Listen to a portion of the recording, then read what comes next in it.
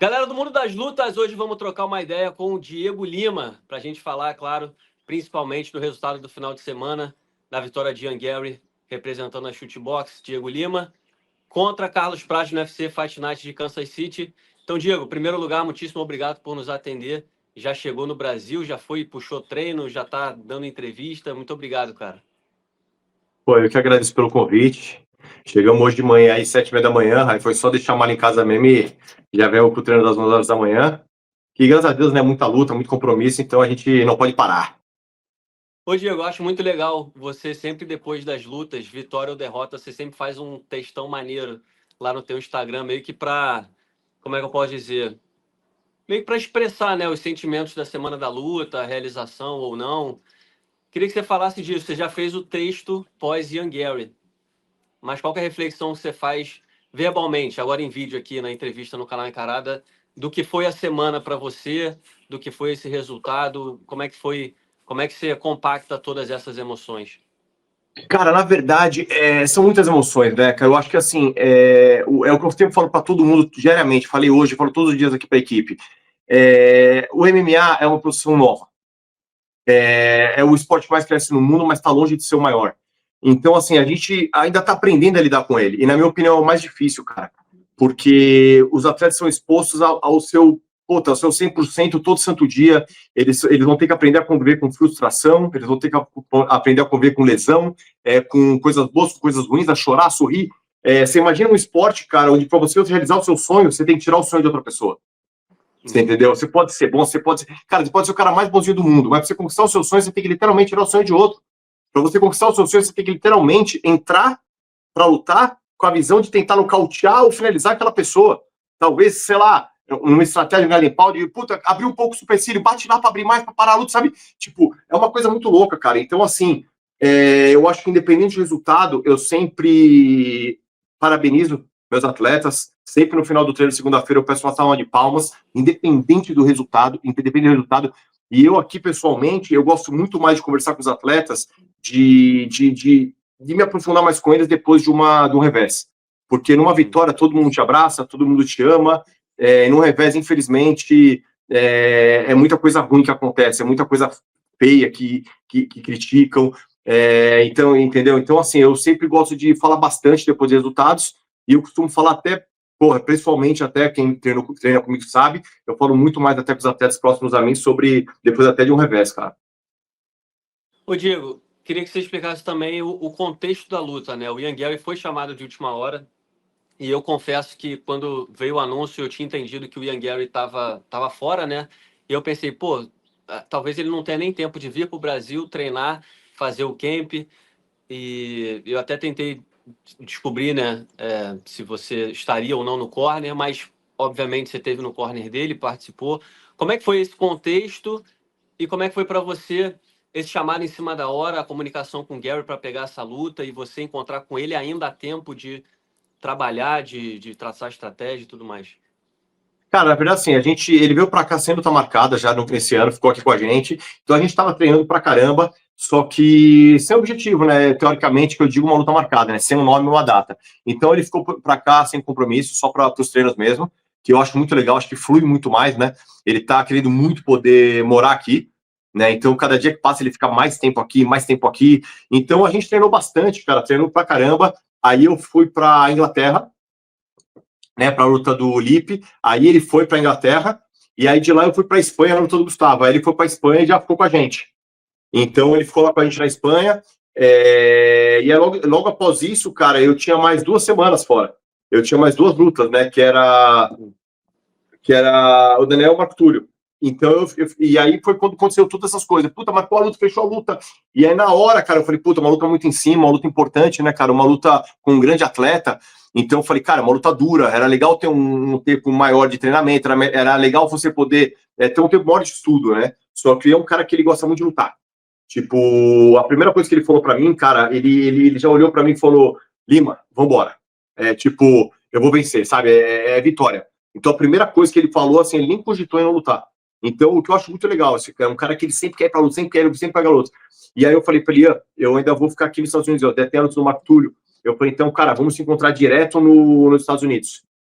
Aí ele falou, não, fechou, vamos se encontrar lá. e aí a gente foi isso contra os Estados Unidos. Boa. E Diego, eu queria que você falasse também, né? A gente sabe que a semana teve alguns episódios, eu acho que é uma boa oportunidade de ouvir o teu lado, né? Da rivalidade que se formou da Shootbox com a Fight Nerd. A gente viu o vídeo que a G-Fight divulgou. Eu não sei se o vídeo é de vocês da G-Fight, mas eu vi que pela G-Fight divulgando que no momento ali um treinador do Carlos Prates fez uma provocação, né? Fez uma provocação ali no ar e você respondeu, né? Perguntando, pô, tá metidão, não sei o que e tal. Queria ouvir tua versão. O que aconteceu ali? Existe alguma história antiga ou foi mais uma coisa assim, tipo, meu irmão, a rivalidade existe, mas o cara falou, tu vai responder. Como é que você explica o que houve ali? Cara, em relação à rivalidade, cara, desculpa, mas não existe rivalidade nenhuma. Para mim, isso é uma maneira de tentar chamar rivalidade para fazer marketing, para ser muito sincero. Porque o que existe é uma competição entre equipes de São Paulo. Então, nós temos hoje a Shootbox, nós temos a Fight Nerd, nós temos a Time Mineiro, nós temos a China, Salles, que também tem lutadores no UFC. Então, claro, cara, sempre tem uma competição. Agora, rivalidade, puta, eu acho que assim, claro, você acompanha MMA desde a época do Pride e tudo, não acompanha? Então a gente sabe o que é uma rivalidade. Rivalidade, cara, não existe comparar uma. Ah, isso é uma rivalidade. Eu imagino o Vanderlei, o Minotauro vendo isso. Tipo, isso não é rivalidade, galera. Com todo respeito. E é até bom, cara, porque o MMA evoluiu. O MMA furou a bolha, você entendeu? Não é mais o que era antigamente. A rivalidade de verdade existiu antigamente, existiu no Rio, do jiu-jitsu contra a luta livre, a BTT contra a chutebox, mas isso acabou, cara. O MMA evoluiu muito. O MMA hoje é uma profissão. Você entendeu? Hoje o que? Lutador de MMA é uma profissão. Antigamente, o que faz luta MMA, mas que mais? Mas você trabalha no quê? Hoje não, é uma profissão. Então o MMA evoluiu, cara. Hoje o que existe são competições. Você entendeu? As equipes, elas competem entre si. Mas eu acho que quem, acompanha MMA faz tempo, sabe que isso aí é muito longe de ser uma rivalidade. Você entendeu? Realmente não existe rivalidade nenhuma. O Carlos Prates, a gente já treinou junto há muitos anos atrás. Pode falar. Não, eu ia te perguntar se você viu o vídeo do Canal Encarada, né? No Canal Encarada eu fiz um vídeo onde eu falo exatamente a história de todas essas rivalidades e termino perguntando se Fight Nerds e Shootbox pode se tornar uma rivalidade. Pelo que você está falando, é impossível. É impossível. Na verdade, é impossível. Na verdade, uma coisa, tipo assim, isso é rivalidade de verdade, que é o que já aconteceu no mundo do MMA, que foi Shootbox e BTT. Aquela rivalidade ela não foi armada, aquela rivalidade não foi para ter marketing, aquela rivalidade ela surgiu através de uma história sinistra, de um japonês que o Sakakibara pediu para treinar na BTT, e assim desencadeou uma rivalidade que foi sinistra para a época, para o MMA, que até hoje é o atual. Mas aquilo foi uma rivalidade que ela nasceu, você entendeu? Ela não foi armada, ela não foi feita para... Porque, que nem, antigamente as redes sociais não eram como hoje. Você entendeu? Não era. Então você vê a grandeza daquela rivalidade, que nem rede social tinha. Mas hoje não, hoje é tudo para rede social, é tudo para isso. Então, assim, não existe verdade nenhuma. O que existe é uma competição. Isso sempre vai ter. Conforme as equipes se destacam, sempre existe uma competição entre elas. E o que é de extrema importância. Você entendeu? Porque através desse sentimento de competição que você vai buscar coisas novas, que você vai querer estar cada vez um passo à frente. Então, isso é extremamente importante. Você entendeu? Agora, assim, se eu falar que, somos rivais. Cara, gosto do Flávio Álvaro pra caramba. Você entendeu? Tem um puta carinho e respeito por ele. A gente troca mensagem, direto, independente de onde ele está. A gente troca mensagem, a gente conversa, a gente se encontra, se dá um abraço. É um respeito que sempre vai existir. Então eu te pergunto, cadê a rivalidade? Cara, quando a gente competir, é lógico que eu vou fazer tudo para que a minha equipe vença. E ele vai fazer tudo para que a equipe dele vença. É lógico, é uma coisa totalmente normal. Você entendeu? Mas chamar de rivalidade, não, é uma competição. Então, assim, cara, eu vejo as coisas muito diferentes. Você entendeu? E do episódio, na verdade, cara, então, conheço o Carlos Prates. Pode falar.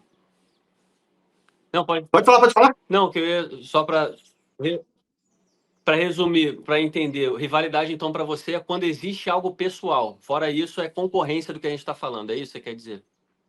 Não, cara. O que eu quero dizer é que a rivalidade é quando surge alguma coisa que não é armada, surge alguma coisa que é de verdade, não para as redes sociais. Você entendeu? Então, assim, jiu-jitsu e luta livre lá atrás. cara, ali nasceu uma rivalidade mesmo, você entendeu? Aí a BTT, a Chutebox, nem existia redes sociais, você entendeu? Hoje não, hoje é para o quê? Para vender, vamos, você entendeu? Então, eu acho que assim, por isso que eu, sinceramente, não acredito em rivalidade, você entendeu? Não acredito em rivalidade. Então, ao meu ver, o que vai existir sempre é uma competição entre as equipes, uma querendo ser melhor que a outra, e não tô falando assim, puta, todas, cara. Pô, você acha que eu vou viver disso para falar, não, eu quero que minha equipe seja a terceira. Eu quero que a minha equipe, ela sempre fique a última. Lógico, eu quero que a minha equipe seja a número 1. Você entendeu? Igual todos querem que a equipe seja a número 1. Você entendeu? Só que assim, eu não vou tentar inventar uma rivalidade para vender. Até porque, cara, hoje, cara, eu tenho um pensamento totalmente diferente de tudo isso, entendeu? Então, a minha ideia que cara, eu quero focar sempre em fazer o meu trabalho aqui, em fazer o trabalho com a molecada que vem até mim, entrega literalmente a vida dele nas minhas mãos. Então, o meu objetivo hoje é com cada um que está ao meu lado. Você entendeu? Esse é o meu objetivo. Por que o Diego Vicarista nunca ganhou uma corrida? Porque ele não estava preocupado em ganhar. Ele estava preocupado em fazer os outros perderem. Você entendeu? E hoje, meu foco, eu não me preocupo com os outros, eu me preocupo comigo. Então, assim, hoje, cara, graças a Deus, eu sei lá, cara, eu converso muito com os moleques aqui. Você entendeu? Um dia, se vocês conversar com qualquer um deles, pode perguntar. O meu foco hoje é totalmente outro, cara. O meu foco é ver a felicidade no sorriso de cada um ali, independente de como seja.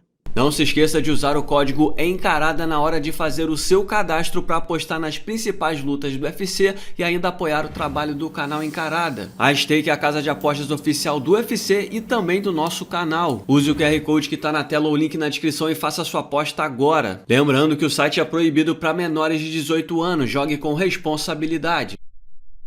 Eu confesso que ao final da luta, a tua postura e do Ian Gary me passaram mais ou menos essa mensagem. Que ali, né, a discussão que teve pré-luta e tal, talvez a galera imaginasse, porra, acabou a luta, vai rolar alguma coisa mais ali. Nada. Mas a postura de vocês me passou essa mensagem de que, não, a gente não enxerga dessa forma, a vida que segue e tudo mais. Mas beleza, mas eu te cortei na hora que você estava explicando sobre o episódio ali. O que você entendeu daquilo ali pra gente finalizar? Cara, eu não entendi nada, tá? O que eu entendi é que, assim, o Carlos Prates, a gente já treinou muitos anos atrás, né? A equipe na qual ele faz parte, ficaram um tempo conosco. E, cara, o Carlos Prates sempre foi um cara super respeitador, entendeu? Inclusive comigo, e eu também super respeitador a ele. Inclusive, uma das únicas vezes que a gente se viu foi num churrasco que teve na casa de um atleta meu, você entendeu? Que são amigos pessoais, ele e o Carlos. A gente fez um churrasco lá, fomos lá, ficamos batendo papo, ele comeu na mesa com a gente ali. Então, o cara que eu não tenho absolutamente nada. Eu nunca falei absolutamente nada contra ele, nunca vou falar. É um excelente lutador. Pô, ele treinava com a gente ali, todo mundo. Aí ele foi para Tailândia, não sei quanto tempo ele ficou lá, acho que uns 7 anos, não me acordo exatamente quantos anos foi. Mas, pô, o bicho voltou de lá um monstro. Ele é sinistro, não é à toa que ele tá onde ele tá. Não é à toa que ele tá conquistando tudo que ele tá conquistando. Porque o cara realmente, cara, ele é um cara duríssimo, é um cara perigoso do começo ao fim. Você entendeu? Então, assim, eu tenho nada, absolutamente nada. Tanto é que quando acabou a luta, eu fui lá, cumprimentei ele. E falei, você sabe que eu nunca falei absolutamente de você, respeito total. Ele falou, não, sim, a gente se cumprimentou. Você entendeu? Por quê? Porque é exatamente isso. Agora, o que aconteceu antes, pô, eu tava brincando com o filho dele, vocês viram no vídeo, não preciso falar o que aconteceu. Eu tava brincando ali, eu cumprimentei o Danielzinho, e tava com o filho do Ian ali e tal, aí ele passou por trás falando mais baixo, eu não tinha ouvido muito, aí alguém me avisou, tipo, acho que tá xingando alguma coisa assim, quando eu olhei ele tava falando palavrão, aí eu falei aquilo, pô, você tá metido em alguma coisa assim, mas, cara, tipo, porque às vezes é emoção, às vezes realmente, sabe, o cara tá emocionado, tá, pode ser isso, entendeu? Agora sim, porque é uma rivalidade, porque, nossa, cara, desculpa, às vezes é pô, sei lá, tá emocionado ali com o momento, e aí às vezes é aquele trash talk ali, mas o que eu penso? Na minha opinião, o trash talk sempre tem que partir dos atletas. Eles são os artistas, eles são os protagonistas, você entendeu? Acho que a equipe tá ali para dar todo o amparo, os treinadores estão ali para estar nas costas deles ali, né, cara? Tipo, a gente tá ali atrás, no corner, literalmente falando. Então, a parte do trash talk, a parte do show é deles. Você entendeu? Então, assim, jamais eu ia tentar roubar a cena do meu atleta. Eu acho que essa parte é dos dois ali, o Ian Gary também faz trash talk, você entendeu? Mas é deles. Em nenhum momento eu vou pegar e vou me intrometer, vou passar na frente. Isso é uma coisa 100% dos atletas e eu acho que o show é deles. Eu jamais vou querer tentar aparecer mais com o atleta, cara. Isso aí realmente é uma coisa que eu não curto. Não tô falando que eles fizeram isso, talvez na emoção do momento ali, mas eu acho que foi um caso atípico e com certeza já ficou no passado. Beleza, Diego. Cara, falando da luta em si, né? Foi uma apresentação extraordinária do Ian. Eu acho que estava até conversando com um amigo ontem e ele falou, pô, eu acho que se o Ian que enfrentou o Carlos enfrentasse o Chavicate, talvez ele tivesse vencido o Chavicate, né? Porque foi uma versão até melhorada daquela que a gente viu contra o Chavicate. Queria saber de a tua análise da luta, né? Aconteceu tudo como esperado. A impressão que eu fico, né, como jornalista, como quem acompanha o esporte, que a movimentação e a noção de distância do Ian foram que mais complicaram o Carlos e levaram ele até a vitória. Qual que é a tua análise do que a gente viu? Cara, com certeza. Ele é um cara que se movimenta muito, né? Ele é um cara que ele gosta de se movimentar, ele gosta de ficar longe da área de risco, né? A gente entra na área de risco para disparar os nossos golpes e sai para não ser alvejado, né? Essa é sempre a nossa ideia. Então, a gente conseguiu conduzir ela muito bem, né? Não sei se você assistiu a luta de novo depois ou você assistiu ela só na hora ali. Só assisti a primeira vez só. Dá uma assistida pela segunda vez. Por que eu te digo isso? O quarto round, na minha opinião, foi do Ian. Eu assisti a luta, você entendeu? Na hora da luta eu fiquei preocupado ali, eu falei, puta, não sei, sabe? Porque eu achei que foi muito parelho ali, teve momentos em ambas as partes, mas se você assistir, eu assisti a luta de novo, assim que acaba a luta a gente sempre assiste, né? A gente senta na casa do Ian, pede uma pizza, liga, a gente fica comendo pizza assistindo e vendo os detalhes, né? E vendo também o que o core deles estavam falando para ele, ouvindo até o que a gente mesmo falou pro Ian, então a gente sempre faz isso após a luta. Logo a gente chega no hotel, primeiro na casa, a gente aluga, a primeira coisa que a gente faz é isso. E o quarto round, depois de cabeça fria, tranquilo assistindo, ao meu ver, foi uma vitória do Ian. Então, na minha opinião, foi 4-1. Tanto é que um dos árbitros fez isso, um dos árbitros deu 4-1 e os outros dois 3-2. Né? Porque você vê, em 5 minutos, o Ian ele se manteve realmente em vantagem praticamente mais de metade do round. Foi, se não me engano, 3 minutos e meio, 4 minutos ali, foi tempo todo Ian. Mas cara, eu não estranhei o 4-1 também, não. Eu achei completamente aceitável. Não vi nada se você errado nisso. de novo, de cabeça fria, ao meu ver ali, realmente, o quarto round foi dele também. Mas assim, cara, foi uma luta muito boa. O Carlos é um cara perigoso do começo ao final. E eu acho que, assim, independente desse resultado, os dois sairiam maiores. É que nem o Ian na última luta dele, ele saiu gigante. Você entendeu? E nessa luta, ambos sairiam gigantes, cara, porque são duas promessas, cara. São dois caras que estão muito talentosos. E o Carlos, inclusive, cara, todo mundo falava do gás dele, fumante. Cara, o cara provou que era um lutador completo, lutou 5 rounds e ofereceu perigo, cara, um perigo muito bom ali no último round, provando que o cigarro não é um problema, cara. Não tô falando que eu sou a favor ou contra, não tô falando isso. Mas, assim, para as pessoas que estão criticando, também nem pode criticar em relação a isso. Porque uma luta de 25 minutos não tem como os lutadores saírem de lá pulando corda, dando cambalhota. Uma luta do jeito que foi, movimentada do jeito que foi, cara, qualquer lutador, qualquer ser humano, independente do que treine, ia sair dali, sabe, daquela maneira esgotada de uma guerra. Você entendeu? Porque ali não é só o seu físico, é o seu mental, é o seu psicológico, é um xadrez onde você não pode errar, onde um erro é fatal. Você entendeu? Então, cara, os dois ali, inclusive no último round, o Ian, você pode ver, o Ian se movimenta muito menos. Você entendeu? Ele se movimentou até menos do que os 6 primeiros rounds. Por quê? Porque não tem como você manter direto, ainda mais infelizmente, com o pouco tempo de treino que ele teve. Você entendeu? Então, assim, cara, a minha análise foi que o que nós realmente elaboramos e pensamos, graças a Deus, deu certo. Você entendeu? Acho que deu certo ali o que a gente pensou em fazer. E a gente saiu de lá muito feliz, cara. E eu acho que ninguém saiu de lá pequeno, muito pelo contrário. Não, sem dúvida nenhuma. Eu não tenho dúvidas que isso pode virar uma disputa de cinturão no futuro. Com certeza. Campeão para disputando ou vice-versa. Enfim, são dois caras muito jovens que ainda vão evoluir muito. E eu, Diego, para encerrar o assunto Ian Gary, queria te perguntar do futuro, né? O Ian já se botou aí à disposição do UFC para estar no UFC 315. Esse é o plano mesmo? Você acha que ele conquistou essa posição, já é o próximo da fila? A gente sabe que tem o Chavicate ali, o Belal vai enfrentar o Jack Della Maddalena, ainda tem o Makhachev, que pode ou não subir. Como é que está a tua visão? Tua visão de quem conhece o jogo, não necessariamente concordando com o que o Ian está enxergando. Você acha que... O que você acha que acontece? Cara, eu acho que com certeza o Ian merece uma disputa de cinturão. Eu acho que por tudo que ele fez, por todas as lutas que ele fez, eu acho que pela luta que ele fez com o Chavicate, foi o sempre pronunciou errado o nome dele. Meteu um Chavicate com o Makhachev. O Chavicate é foda. Então, assim, cara, eu acho que ele merece por tudo que ele fez, dependendo do resultado, é o que a gente conversou agora, é igual o resultado do Carlos Prates, não tirou de nada o mérito dele, muito pelo contrário. E ele não, ele vai continuar ali no posicionamento para as cabeças igual, né? Então acho que ele merece sim. A gente sabe que eu chamo o caralho, agora só porque eu tô falando com você, ele tá me falhando o nome. O Chavicati oi?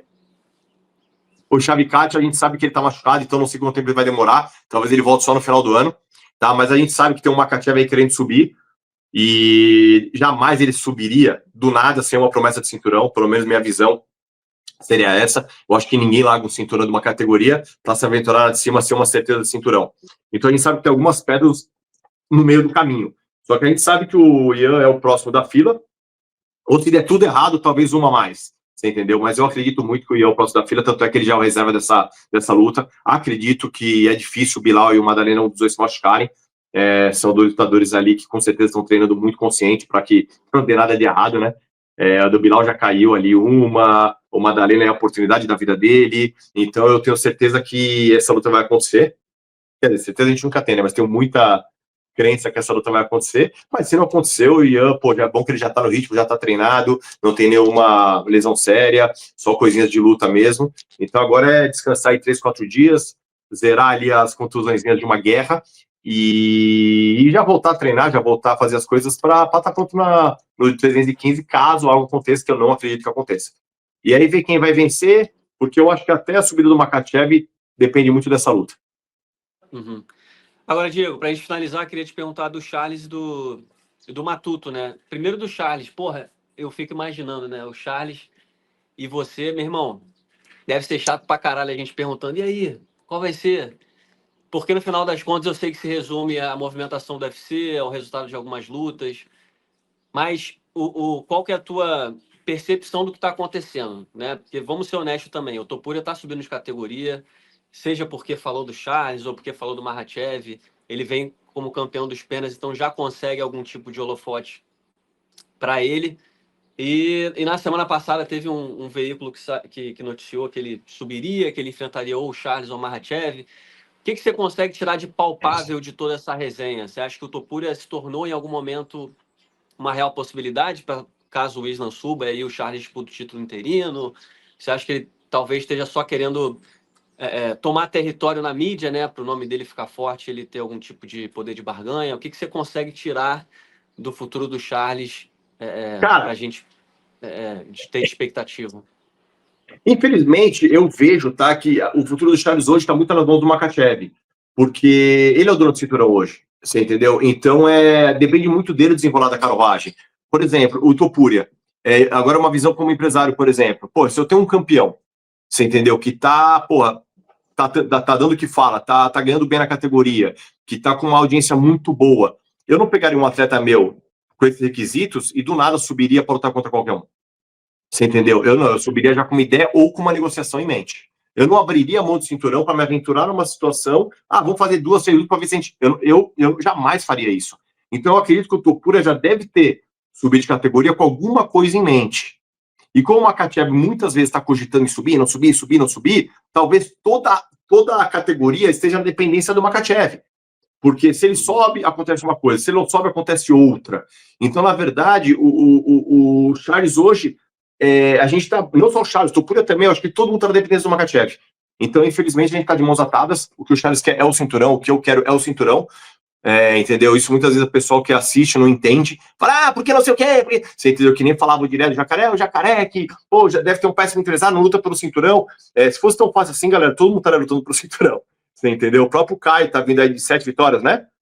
Tentando também uma luta pelo cinturão, pô, merece, tá de 27 vitórias seguidas na categoria, a Norma tá vindo de 5 vitórias seguidas na categoria, então são pessoas que merecem o cinturão, mas não é tão simples, né? Então, assim, tem muitas coisas em negociação, tem muitos atletas, tem muitos empresários, e, primeiramente, tem o UFC, que é a empresa que eles, claro, eles querem que for melhor para eles, e aí a gente negocia em cima disso. Se dependesse de você, Diego, você preferia mais enfrentar o Makhachev para ter uma revanche ou o Topuria? Porque é meio que um nome do momento. Ou o importante é o cinturão e foda-se. Não, cara, com certeza o cinturão, independente de com quem fosse, é o cinturão. Mas eu acho que você fala pra mim, puta, que luta vai vender mais hoje? Cara, você imagina um cinturão dos dois, do Charles Topuria, por exemplo. Eu acho que talvez hoje até venderia mais com o Makhachev, justamente pelo que você falou. O Makhachev, como ele tá nessa dúvida de sobe ou não sobe, meio que ele sai um pouco dos holofotes. É muito tempo sem cogitar coisa para ele. E o Topuria lá, você entendeu? Então o nome dele cresce mais. Então acho que talvez hoje talvez, pensando-se em pay-per-view, eu acredito que o Topuria daria mais pay-per-view. Mas o objetivo realmente é o cinturão, seja com um ou com outro. Em algum momento, Diego, você chegou a conversar com o Charles sobre deadline? Tipo assim, pô, Charles, se essa resenha demorar até, sei lá, setembro, agosto, talvez seja melhor a gente tomar uma atitude. Cara, o Charles quer lutar na International Fight Week, ele quer lutar no primeiro semestre, ele é um cara que ele gosta de se manter ativo. Vocês viram quando ele ganhou o cinturão, todo mundo ganhou o cinturão, já fica um tempão, você quer disputar uma vez. Pelo Charles, ele luta ali, então ele é um cara que ele quer competir, ele quer lutar, é o trabalho dele, é o cara que sempre luta para ganhar, não luta para não perder. Então, cara, o Charles, ele falou para mim que ele quer lutar o mais alto possível. Então, eu estou conversando com o UFC para a gente ver se esse cinturão se desenrola o mais rápido possível, para a gente saber que caminho seguir. Né? Só que o Charles quer lutar na International Fight Week. Bom, e pra gente encerrando, Diego, queria que você falasse do Matuto, né? Porra, teve uma apresentação espetacular aí nas últimas semanas. É um cara, um nome que cresce aí na categoria dos médios. Foi uma luta boa, rápida. Tem alguma previsão do quando ele quer voltar a lutar? Cara, ele já ia lutar. Graças a Deus, o UFC tá muito feliz com ele, né? Então, aí, pelas nossas conversas, a gente vê que o UFC tá investindo muito nele, tá apostando nele. Infelizmente, ele fez uma cirurgia, né? Ele quebrou o dedão da mão. O bom que foi o osso do dedo, então é uma cirurgia muito simples, não tem ligamento, não tem nervo, é só o osso mesmo. Então foi o próprio médico, né, falou que não tem problema nenhum e vai ser uma recuperação assim muito, muito rápida. Então eu acredito que ele esteja lutando já no começo do semestre já. Eu quero que ele já lute em agosto.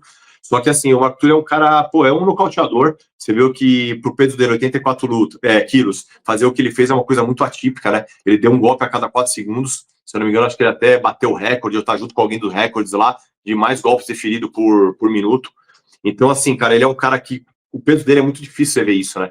Um cara que pega do jeito que ele pega ali, de voadora de joelho, giratória, voadora de tudo quanto é de toy tip. Então, ele é um cara muito versátil. Ele é um cara que, independente do peso, ele treinando, você vê ele treinando, batendo manopla, cara, o cara é muito solto. Ele parece um cara de 61 ali, batendo manopla, né? Então, eu acho que é isso que o UFC tá gostando muito dele. É por isso que eu acho que o UFC tá investindo nele, porque realmente é um cara muito duro. E também tem um show sinistro. Tanto é que teve umas vitórias que ele até, antes do contender, do primeiro contender, ele teve até uma no Rio que ele levou para baixo, ficou ali no 100 quilos, até a primeira do contender, ele administrou o último round ali por cima. Então, um cara que ele tem um domínio muito bom por cima. E, cara, eu tô muito confiante. Tô muito confiante que o Marco Túlio vai vir mais forte do que já tá. E vai fazer grandes coisas aí.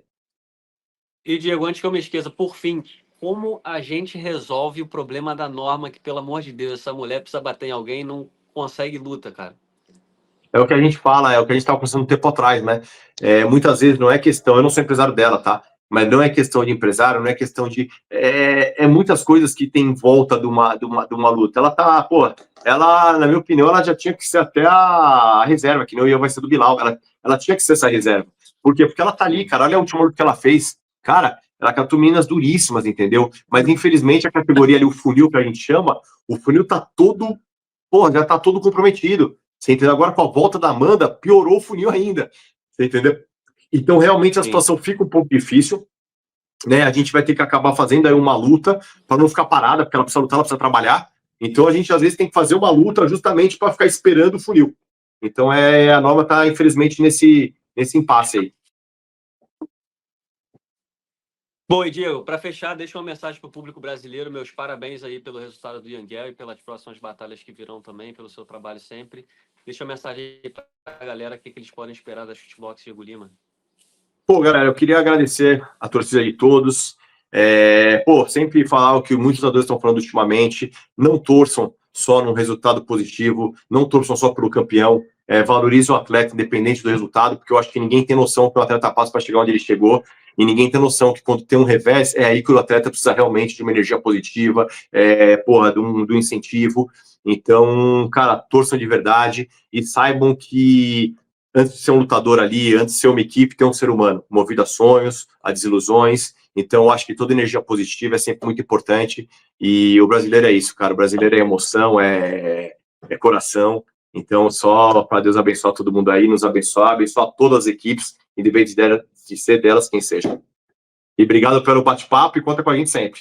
Nossa. Não se esqueçam de deixar o like, se inscrever no canal e siga-nos também nas redes sociais. Muito obrigado por assistir e até o próximo vídeo.